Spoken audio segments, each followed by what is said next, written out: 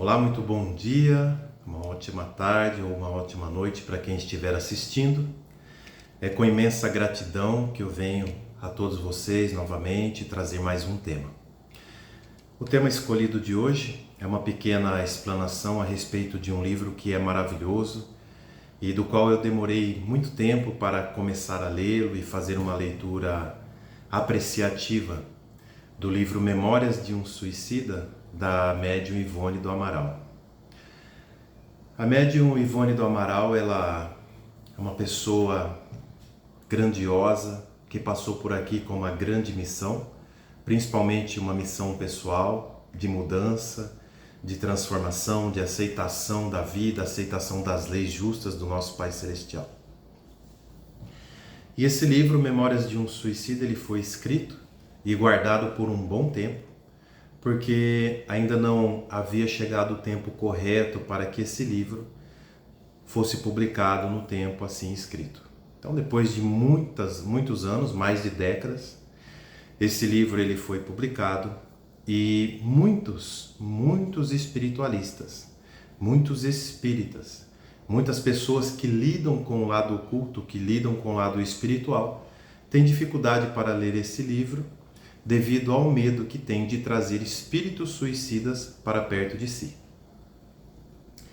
Mas eu também, sendo um desses espíritas com muita sensibilidade, um médium com muita sensibilidade, sentindo os pensamentos, sentimentos das pessoas, sentindo também as vibrações do mundo espiritual, tanto de encarnados quanto de desencarnados, também tinha receio de ler esse livro e não dar conta das energias ali que eu achava, ou assim, tinha um preconceito de que essas mensagens, de que esse livro me traria uma dor que eu não pudesse suportar, ou que fosse mais prejudicial do que benéfico para mim, para a minha espiritualidade e para a minha estabilidade como médium, como ser humano, essa estabilidade emocional. E eu tive, depois de ler vários livros da Ivone do Amaral, eu tive a certeza de que estava no meu caminho ler esse livro maravilhoso, Memórias de um Suicida. E eu comecei a ler esse livro, junto com orações, depois de muito tempo trabalhando a mediunidade, muitos anos, e de estar equilibrado emocionalmente, espiritualmente e principalmente moralmente, eu tive o prazer de ler página por página desse livro e confesso que eu tenho que lê-lo novamente. Porque esse foi um dos livros mais importantes que eu já li.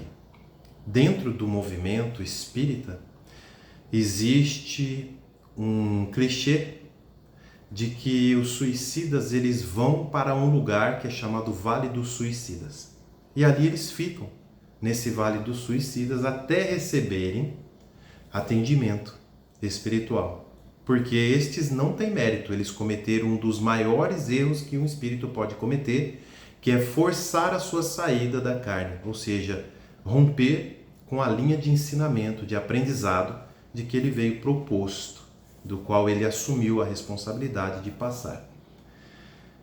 E esse, como sendo um dos erros mais graves, essa pessoa, ao retirar o seu espírito da carne, ao forçar a saída do espírito da carne, ela vai para esse vale e ali ela passa por grandes sofrimentos.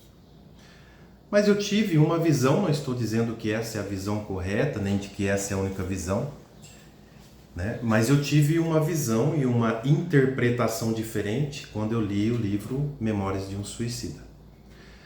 A visão que eu tive, o modo como eu vejo, é de que o suicida ele sofre muito, desde o começo, quando começa a passar as ideias na sua cabeça, seja devido aos problemas emocionais ou psicológicos dele, ou devido ao assédio espiritual, ou assédio de encarnado para encarnado, ou de espírito para encarnado. Ou os dois, ou ambos. Então esse espírito ele sofre muito antes do suicídio. E ele vê que não tem mais ali uma oportunidade, nem tem próximo dele pessoas o auxiliando, tanto encarnado quanto desencarnado. Mas na verdade não é isso. O problema está com ele, o problema está ali, nas vidas passadas, o problema está na sua estrutura emocional e nos gatilhos que, devido à sua falta de correção moral, foram liberados. Então ele começa a passar por essas dificuldades. Nesse livro, a Ivone, ela diz das dificuldades que esse espírito passa quando sai da carne, devido à quantidade de energias que ele ainda mantém junto a ele, que era para ele passar um bom tempo vivendo ainda no corpo físico. Então ele sofre assédio de vampiros, ele sofre assédio de entidades que não querem o bem dele, que o auxiliaram a tomar essa decisão do suicídio, cúmplices do seu homicídio. E esses irmãos, eles passam um tempo em grande dificuldade, não porque não tem auxílio de espíritos bem-aventurados, não porque ele não tem auxílio do seu espírito protetor, dos seus mentores, mas porque ele não tem capacidade de sentir e de receber esse auxílio devido à grande perturbação psíquica, espiritual e química no seu cérebro. Esse espírito ele passa por uma dificuldade grandiosa devido ao grande assédio espiritual que ele passa. Além disso, ele passa por um grande sofrimento porque ele está violentando as pessoas que ele deixou aqui. Essa violência traz uma grande revolta para as pessoas que ficam aqui encarnadas, a sua família, as pessoas que o amavam, que o admiravam e que desejavam a ele as melhores virtudes. E desejavam a ele tudo que era bom.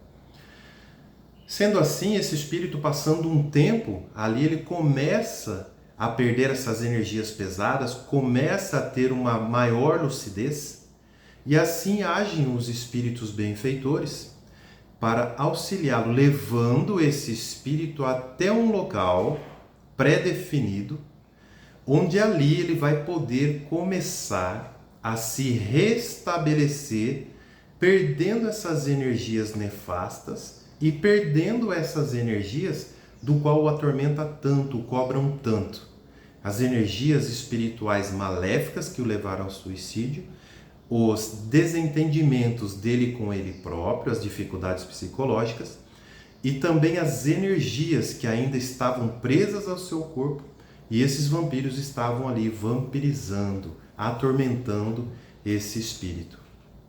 Ele é levado e apartado nesse local, onde os espíritas chamam de Vale dos Suicidas, porém não é um lugar de tormento, é um grande hospital, é uma grande comunidade, onde ali ele fica apartado desses obsessores, desses vampiros, e recebe uma oportunidade de refletir a respeito do que ele fez, de refletir o que levou ele até esse momento, e também de se esvaziar dessa dor e de ficar protegido contra os pensamentos de grande peso que vem da família que ele deixou para trás.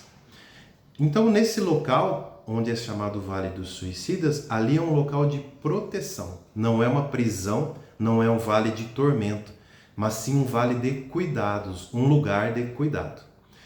Nesse livro ele deixa muito bem explícito que esses espíritos eles são separados de acordo com as suas capacidades psíquicas.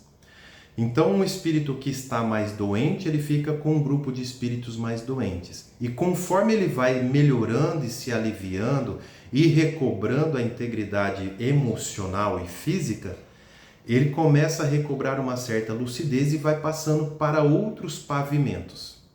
Em determinado momento, trabalhadores do hospital onde eles são recebidos para que possam se regularizar, se reequilibrar as energias, reequilibrar emocionalmente e recuperar o seu corpo, esses espíritos saem em caravana e saem chamando por nome espíritos que já têm condições de ouvi-los e compreendê-los, que já passaram pela fase da loucura, da euforia emocional, da euforia psíquica.